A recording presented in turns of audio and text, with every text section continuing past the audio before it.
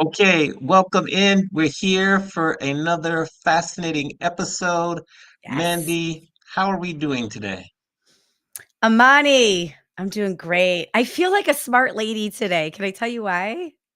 You can tell all of us why, yes. Okay, everybody, listen up. This is why I feel smart today. I am reading 2 books at the same time. I've never done this before. I'm reading one book and then I'm listening to the audiobook of another. I feel like people do this all the time, but I get so confused. I mix up stories in my brain, so I try and not do that.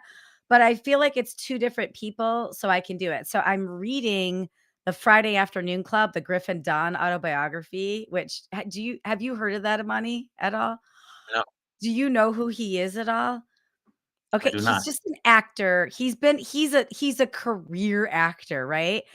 But I forgot his background in entertainment. Like his aunt is Joan Didion and his great grandma had an affair with John McCain's grandpa, like, juicy, and it's so good.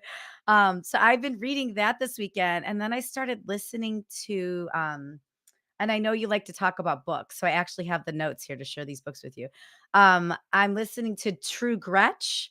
It's, Gretchen, Whitmer, the, Whit something or other, the, governor of Michigan. So I'm Okay. listening to her book right now, and it's totally different, so I don't think I'll mess up their lives. I might mess it up. I might Right. mix them up in some weird way. But it's gosh, man, her story is so interesting. It's always good to listen to a female political leader on what her life's been about. So, yeah, I feel like a smart Interesting. lady today. What about Okay. you? Yeah. You've got a unique background. I feel like you've got your school spirit polo on, and for people that Yes, aren't yes. watching, if you're listening, Amani's got like a blue polo with a white and red F on it. So why are you in a costume today, Amani? Right, right. So I am attending a meeting at Cal State University Fullerton. It's like a meeting of all the centers in the School of Business. And so we still have to do the podcast. So I kind of wore this because that's kind of our, not uniform, but it makes it easier. So I'm taking an hour break to do this podcast interview in the middle of the meeting. That's why I'm dressed like this. And I'm in my office at Cal State Fullerton. And behind me is the picture from the TV show Psych that's the poster there. So we're just, on the road trying to make the podcast happen. Funny you mentioned books. On the plane, I'm kind of reading 2 books right now. I'm reading like the memoirs of Rick James, the musician. Oh Ooh, my gosh, I'm reading that. That's okay. something. And then I'm also reading The Referable Speaker because we're speakers, and so I'm reading that book too. And then I have this other book that's on my Libby. I have to look up the title, but that's the next one I'm gonna start once I finish. So I got 3 lined up. Okay, what's a Libby? How come am I not as smart as I thought I was? What's a Libby? You're smarter than you thought. Libby is an app where you can actually borrow books from your local library, but instead of having to go pick it up, they just upload the book to your app and you can read it on your iPad or your phone, and you can get like 10 or 12 books at a time. And so that's what Libby is. It's an app where you can rent books from your library. I You love borrow, it's free. I love the Libby. I had never heard of that before. Okay, and just really quick, Rick James, any quick stories that pop out at you from that? Rick James did a lot of drugs. That's what I have to say. He did a lot of Oh. drugs, and he couldn't get away. So yeah, Oh, I'm gonna have to put that on my list, and I might have to download Libby, so thank you. yes, there you go. Now, talk to us. I'm super excited because I want to learn more about this space because it's relative. I've known about it for years, but we've never really had like an expert from the space that's with us. So introduce our guest today, and we'll simulate our applause. Ooh, okay. Well, we have a great human being on the show today. I'm so excited. She's the co-CEO of Access DMC, Destination Management Company. She's a leader in our hospitality community, not just in San Diego, but globally, a huge thought leader. She's a mom, she's a wife, she's an enthusiastic pickleballer. Welcome to the stage, Jen Miller.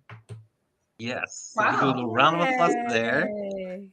I'm Yeah, taking Mandy wherever I go. Oh, that's the goal. I'll That's the record it. I'll goal. record it for Who you. wouldn't want You Mandy record wherever it. you go? Yes. Jen, So welcome. welcome. Thanks for being here. Thank Thank you. you for being here. First question for you is, how did you discover pickleball and how did you get to love pickleball? Oh wow. Well, I discovered pickleball actually during COVID.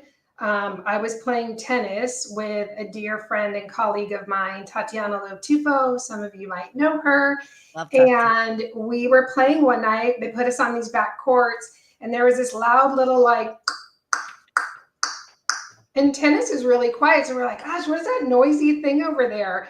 So afterwards we went over and I'm like, what is this? And they're like, this is pickleball. You don't even know what pickleball is. And so anyhow, we went out and played that next weekend and just I was hooked. Pickleball is kinder on your knees as you get Mhm. older. So I love that about it. It's fast paced. I think I love it because the social component. People are so kind on the pickleball court. Like if you slam the ball so hard on them, they're like, "That was a great shot," you know. And They're so not that's mad, not stomping tennis. off. Yeah. And so, I don't know. I guess being a social creature, I love the social component of it, and it's fun, it's easy, and I've met the most incredible people. I've met people that are like 20. I've met people that are like 65. I just recently went to Turks and Caicos with four women that I had really knew nothing about. And I just took a chance and went with them and connected with people that I just really didn't know. And for 8 days, all we did was play pickleball and get to know each other and tell stories and, learn life lessons from each other. And I don't think a lot of sports provide that to you. So I mean, I could go on and on. Actually, Amani, you Yeah. asked me a question, I could probably like go on through the whole podcast. But Well, that's good because I would think there's it's pickleball and then salsa classes are the top two things for my activities to go meet people that I'm planning on doing in Vegas. So I'm happy that you shared that your learnings. And then as a segue to kind of probably what Mandy, she loves to go to the Wayback Machine. But for people, and I'm going to share this clip with my college students during class when it starts in about a month and a half. But if you were to share and define what a DMC is, what's like your personal definition? oh my gosh, Ooh. the definition of what a DMC is. Well, let me first start by sharing with you Access, the company, the founder of Access. His name is Phil Lee. He coined the term destination management company.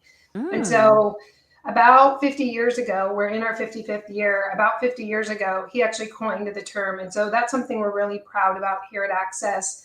The roots of our company coined the term DMC. It's a term that millions of people have used, and today millions of people currently use it. What we do, it's evolved a lot. What we do is we create shared experiences that inspire people at the core. That's what we do. That's our brand promise.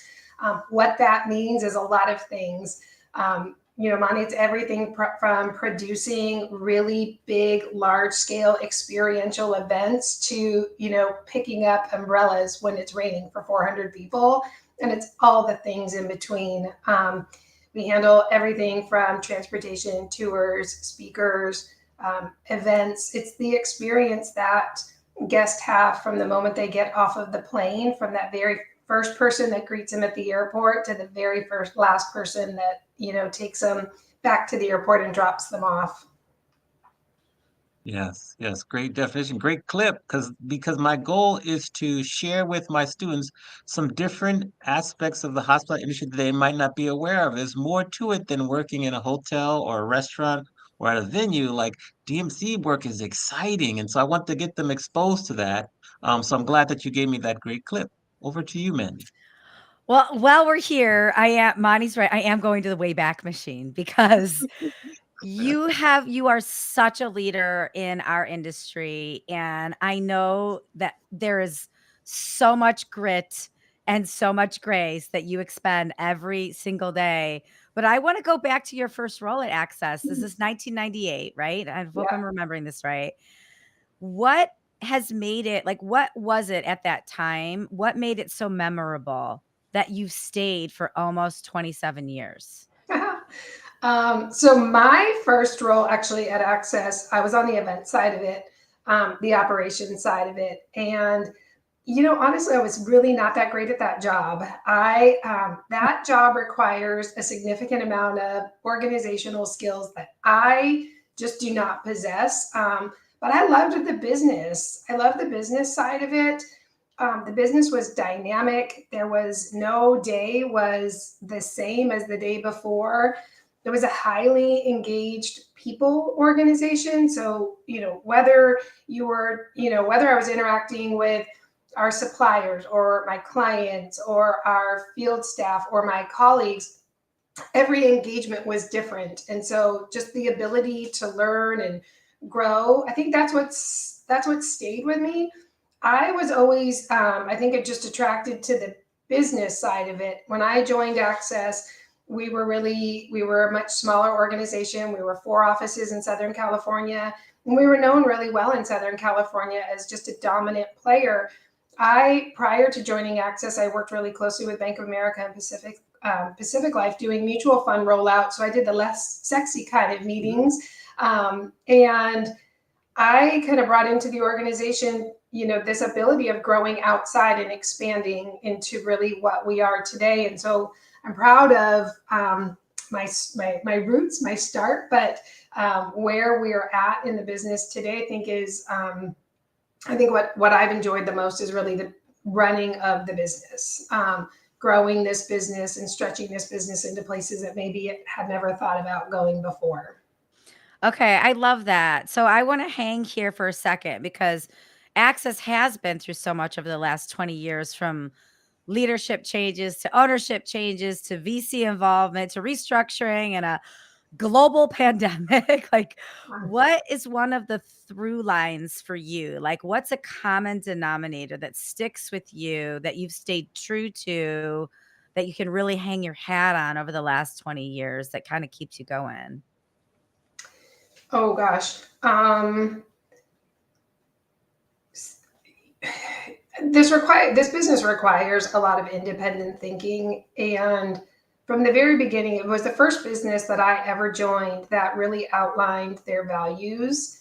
I remember really early on having to make decisions that I didn't have back in the day when there weren't cell phones, just pick up the phone and call someone and check on something, and if I didn't have 2 dimes in my pocket, it means I wasn't calling someone in that moment. And so we had to make a lot of decisions in the moment. We just had to make quick decisions. And I always said to myself, I feel like if I'm making them based off of what the company says to me, our values that we live by, I always felt like that was a safe choice. Today, we have really highlighted those values. And so I think the thread for me throughout this business has been how I used them when I first came into the company, and today how we model them and how we talk about them. Our values are forefront of the company. They're not something that we put on a wall and talk about one time. We talk about them all the time. We threaded them through in the rebuild. You're right. We've been through a lot of iterations. In this last iteration, of rebuilding the company, when we asked ourselves, what kind of company do we want to be? We wanted to be a best place. We want to create a best place to work. We also want to be a company that really lives by its values. And so we really thought hard around, how do we take our values? How do we take those 5 statements and tie them into what we do, how we do them, and then I think really importantly, why we get up and do this every day. And that's been really exciting because it shows people how something like that can be put to work, and how it can. I think it's a great leveler for everybody in an organization. That's probably been the one red thread. I love that. And I love it. You're so right in businesses. Like, it's one thing to say the mission statement or say the values and put them on a wall. It's another thing to live them and breathe them and activate them in everything that you do. Okay. Before we toss back to Amani, I got to ask, do you have a favorite value? I know you're not supposed to have favorite kids, maybe not favorite values, but like, of the 5, is there one that is your favorite? Well, our gosh, is there one that is my favorite? I think there's 2 that are my favorite. Our acronym for our values is IDEAS.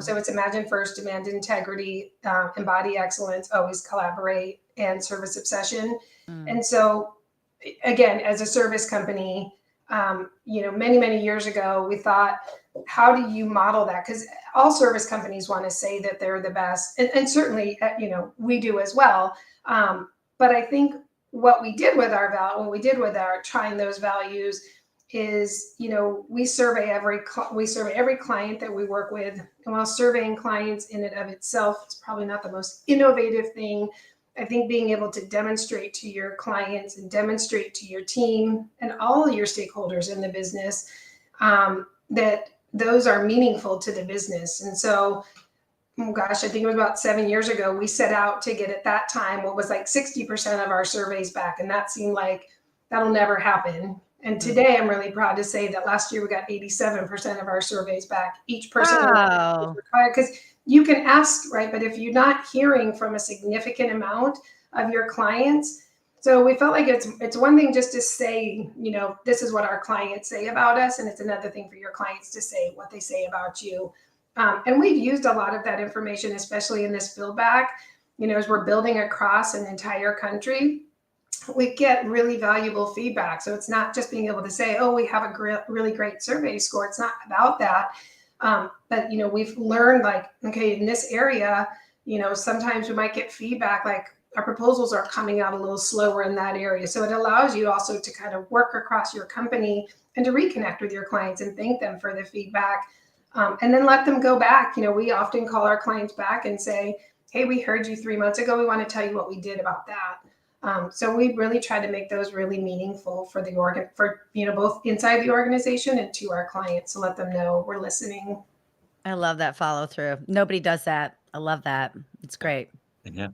And you know what they say, the fortune is in the follow-up. So excellent work there. I want to ask you a technology question and then a collaboration question. Technology My question. technology question is Jen's sweating. because don't sweat. It's easy. It's easy. Trust me. Like, over your 26 plus years of experience working in the DMC world, I'm curious, what are maybe 1 or 2 technological advancements that just shocked you so much that they were created and they were so effective to how you did your work? Oh gosh, I think in how we generate our proposals, Amani, and I would actually say in the last few years, our ability to generate content out in proposals has just that ability has just skyrocketed, and the technology that our team uses, and we have a committee inside of our organization that works on that aspect for us. And so they're constantly bringing in, whether it's apps that tie to, our CRM or our costing workbooks. I think what is about to come is probably the cooler things to be talking about. I don't know, in the last 26 years, I think there was like a 20-year lag in technology, but I think what's coming up now is really exciting. What excites me is I have 2 boys, and I have a 17-year-old, and about 2.5 years ago, he's talking to me about this chat GBT thing because he got a day off from school because his school had to figure out how to use it. They're like, we got to figure out, it's not going anywhere. And so that's actually really helped me because I'm not a natural writer. I struggle a little bit with having to write. When someone says write, something like a job description, I'm like, oh my gosh, how, like, that's like those types of things. So I'm excited about what things like Chat GBT does to help us just get some of our thoughts out, and then being able to go back and make it your own. That excites me personally because I'm often being asked to write things. We all have that one thing that we just don't feel like we're great at. For me, it's really writing like long documents or outlining processes. And so I love what that does. And I love how you can go back now and ask it to like just keep refining that request, until you get something that's about 90% of the way you want it. I think that's really awesome. Okay. Love I love it. Yes, yes. Yeah, ChatGPT again is mentioned, so that's great. Now, for like business partners and vendors who want to and love to collaborate with you and Access, what are some of the best like characteristics of, maybe, I don't want to say your favorite vendors, but the people that you collaborate with the most? What are the common characteristics that they have that cause you to continue to use them and partner with them? Amani's asking for a friend. No. Can I tell them? No. Amani, the DJ, asking for a friend. I love I it. love it. I love it. You know, Asking for all the people. yeah, we don't do, we provide a service, and that service is really partnering with the best, last time Andy and I went out to lunch, we had this kind of joke like, yeah, you got a guy for that. We got a guy for that. I got a guy for that, and that's what we are at the core of what we do. Like, we have to have a guy for everything. What we look for people who go the extra mile. We look for people that are loyal. We like, at Access, it's really important for us to have like a core of suppliers that we drive a significant amount of revenue and service to, and then they provide us it's a really, really tight partnership where when we go on site to execute an event, there's no difference between whether or not you're with Access or any one of our like 1 to 10 client or providers out there. We are all in it together. But we look for people who bring new innovative ideas to us.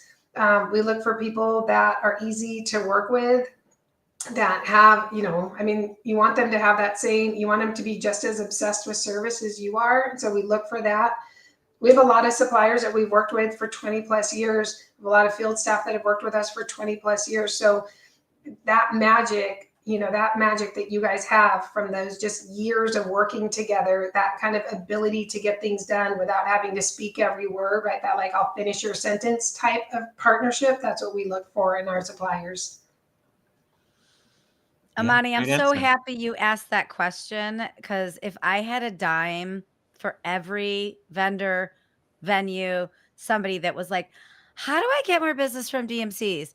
How do I work more with DMCs? And just like what Jen said, it's like, service the heck out of it, be visible, be a good partner, be reliable. I love that answer, Jen. And I hope we should clip that so we can just send it to everybody. Like start a I think we've got 4 clips already to clip and send away. So keep sharing all the gems, Jen. So yes, go ahead, Randy. Well, I want to flip this to the other side, because as a client, one of my favorite, can I share one of my favorite Access DMC moments? Is that cool? Of course, yeah. I love it. One of my favorite Access DMC moments, and you do a great job. We work with Access, we work with other DMCs.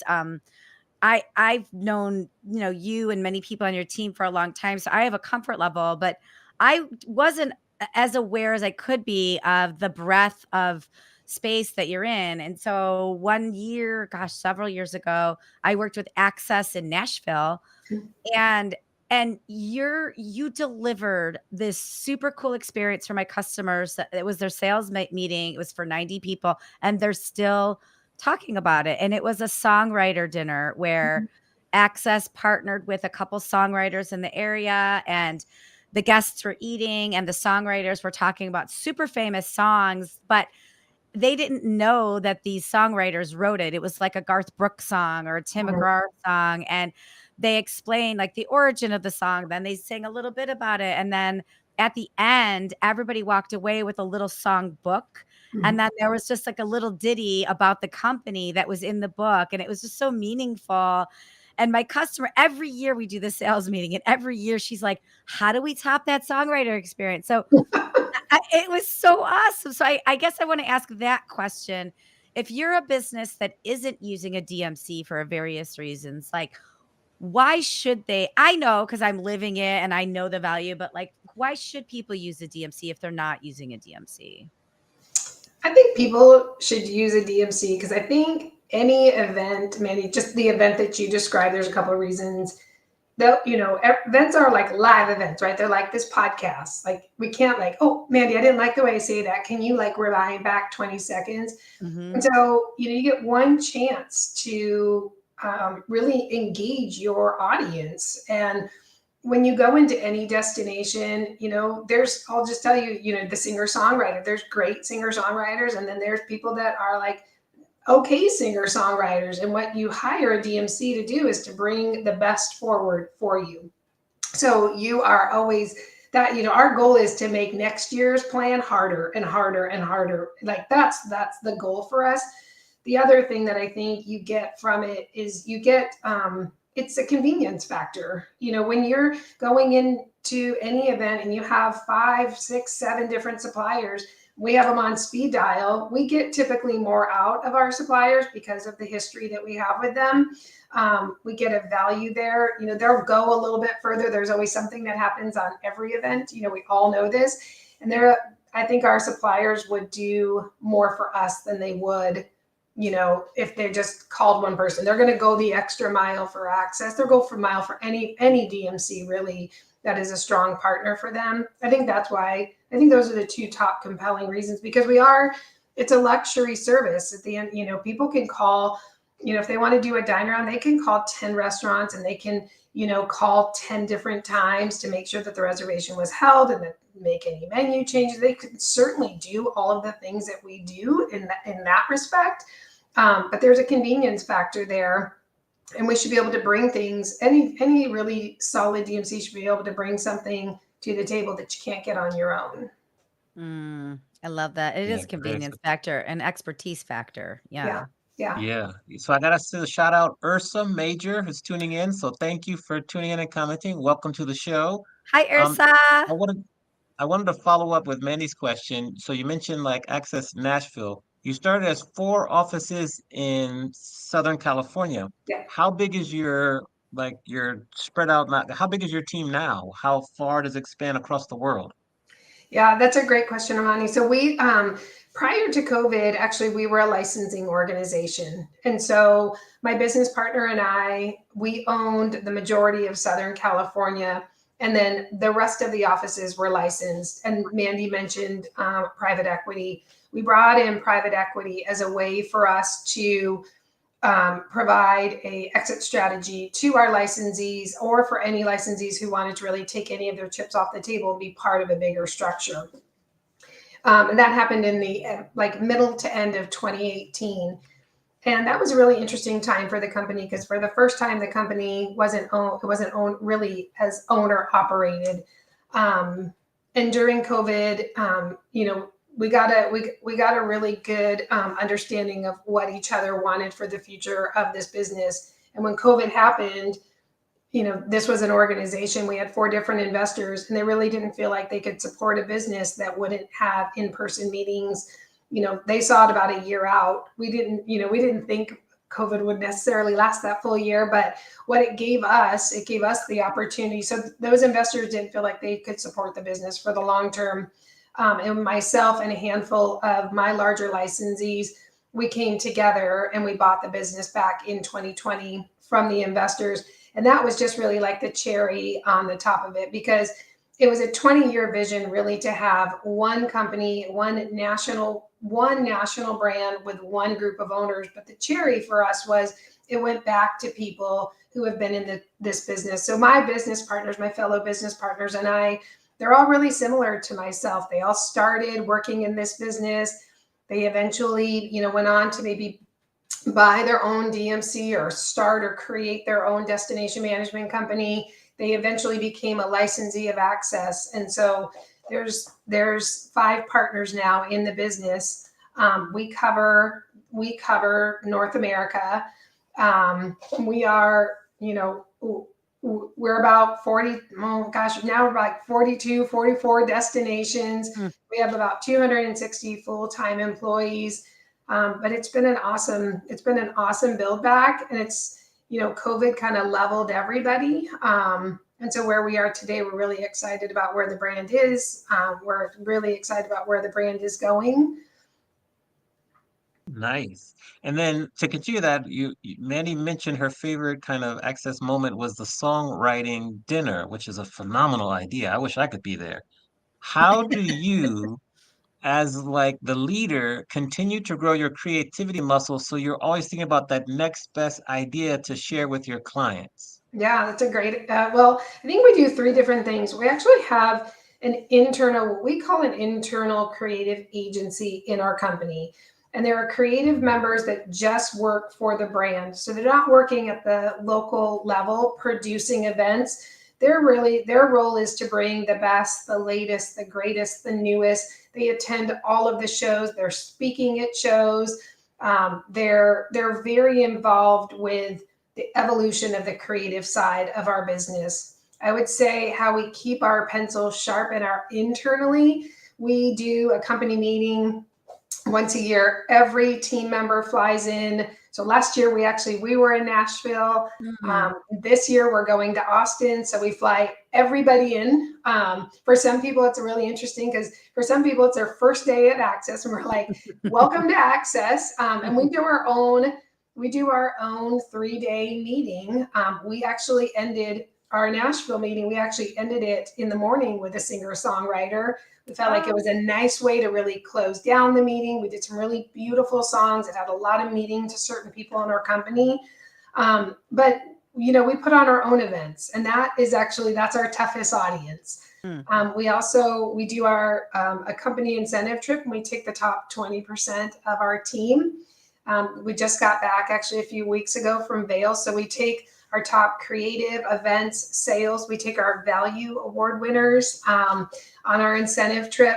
So we just got back. We had about 90 people in Vail. And so that's another way for us to really think about what's new, what's out, what's new, and it's not always honestly about what's new. It's about what moves people. When we had people on our incentive trip really just come up like with, some of them with tears in their eyes because they work really hard. They work evenings and weekends. And so be able to, take their spouse or their significant other or their best friend or their mom, or dad on a trip like this and just share with them, that really the fruits of their labor.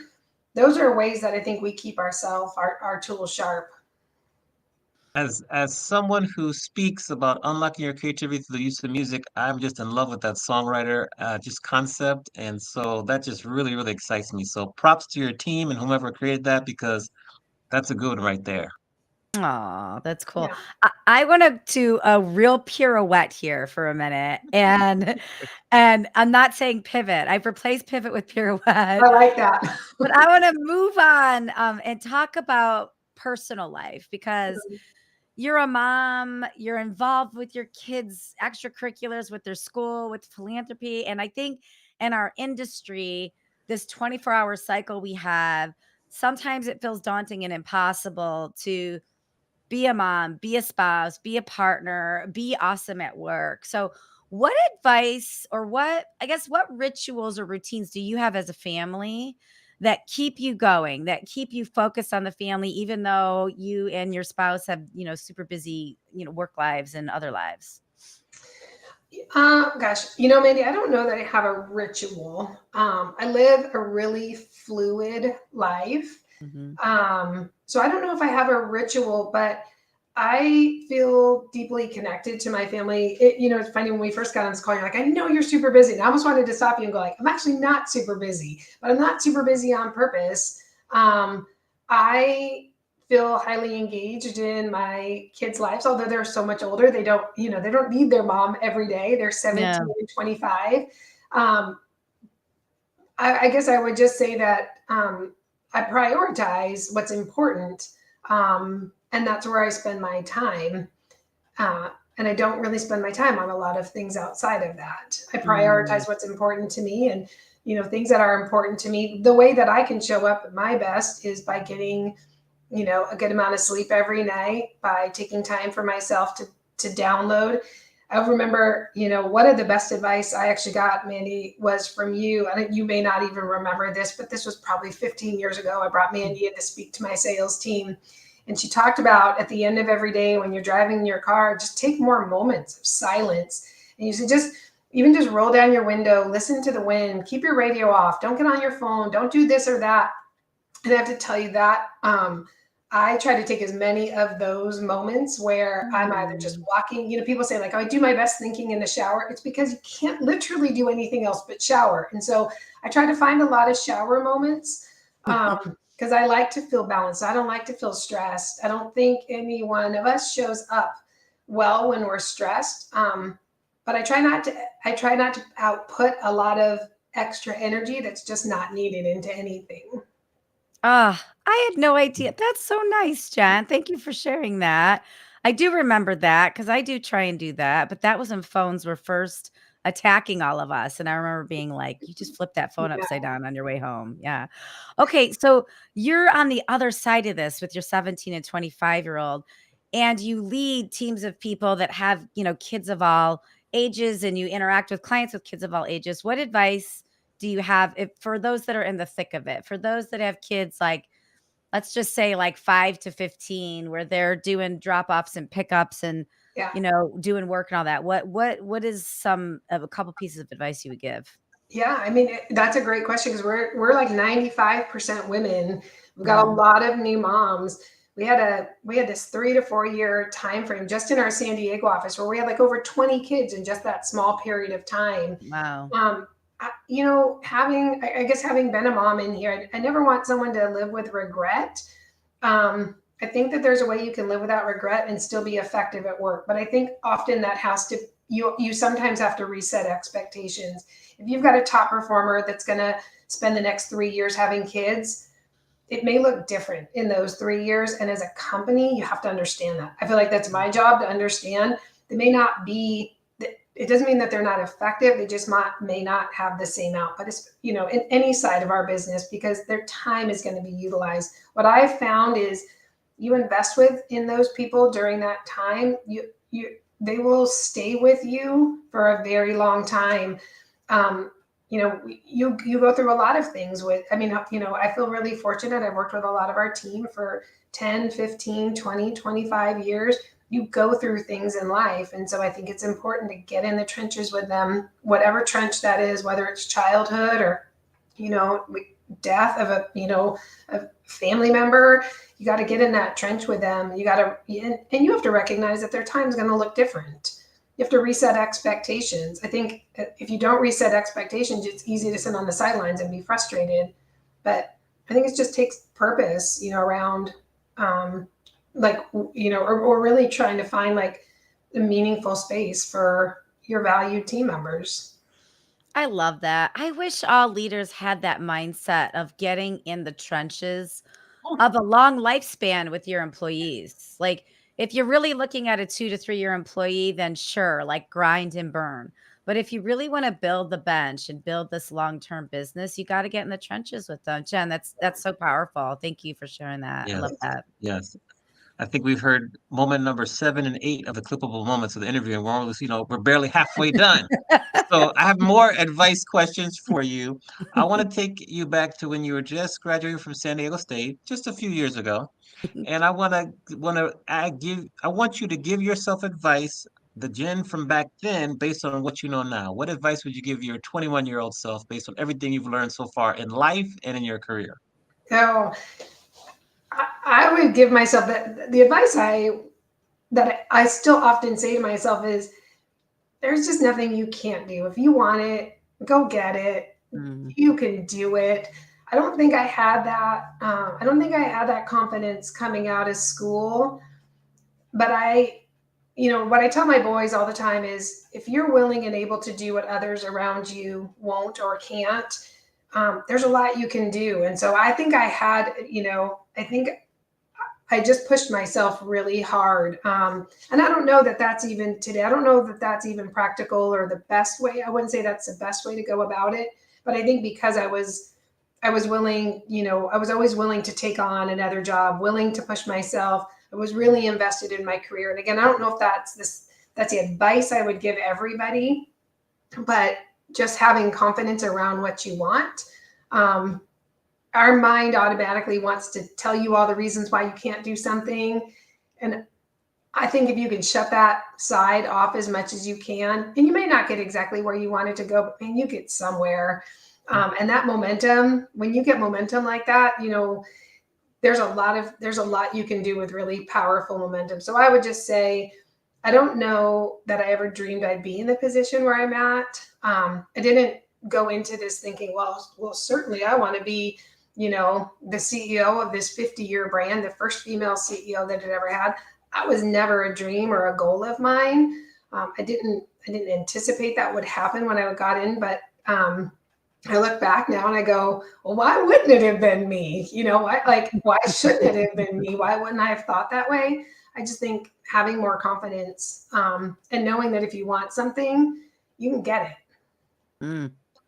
Yes. Okay, that's a perfect segue. So now we're going to flip the script. We're going to let you ask both myself and Mandy any question you want to ask us. So tell us what the question is and who do you want to ask your first question to first? Okay. All right. My first question actually is for Mandy. My first question is, what are the things that you do in life that bring you the most joy?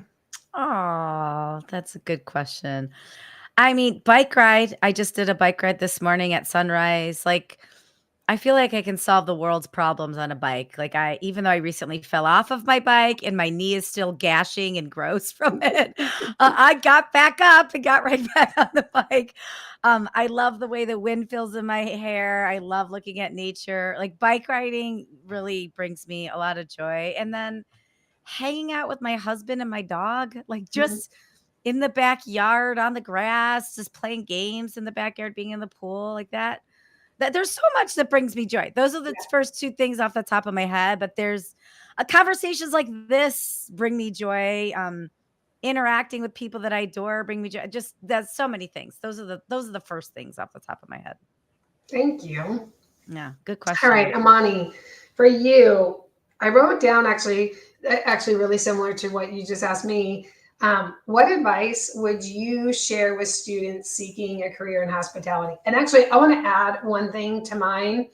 Advice I would give to myself would be get a good mentor early on and get your own like personal board of directors of people that will help you navigate life. I want to just add those two. What advice would you give to your students? Oh, I love this. I would tell them to basically don't judge a book by its cover. When you look at like the hospitality industry or like 'cause I teach hospitality and entertainment, so it has to do with music, TV, film, hotels, events, all that. Don't just look at the jobs that you might see that are the most popular jobs. Look beneath the surface because there's many, many jobs that you could love where you can travel, you can make a lot of money, you can meet interesting people that are kind of underneath the surface. And so I would just say, do your research, talk to people, don't judge the career book by its cover, and really investigate all the opportunities that are available. And you'll be shocked at some of these cool jobs that you can do where you can be working in marketing, sales, little entrepreneurship, management, like all these different aspects of business that you can work at in the hospitality industry that don't appear to the quote unquote naked eye. Okay. So that's what I Thank would you. say. Yes. I've got one for Um, both of you now.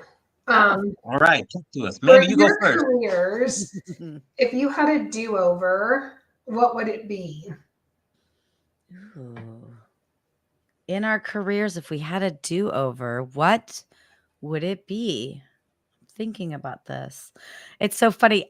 The first thing that came to mind had nothing to do with a job. It had to do with my wedding, and I don't know why I thought that. I'll have to say that another day. But but just so you know, if I did something else in my wedding, not the question you asked, but I don't know why this came to my mind.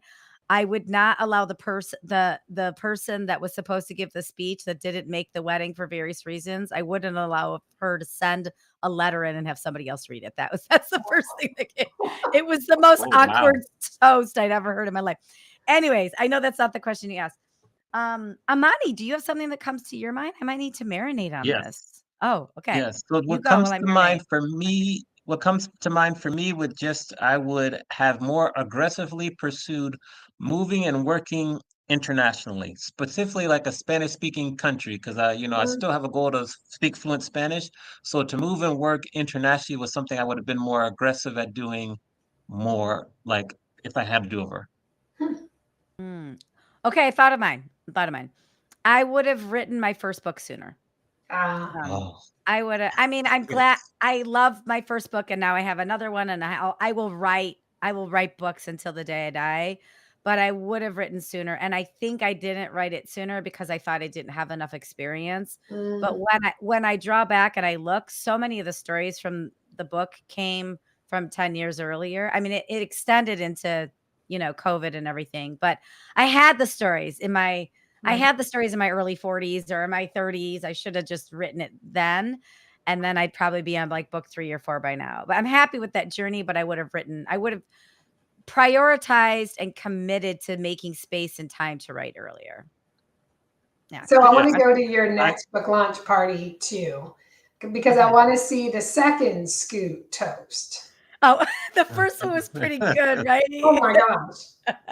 Yes. Yes.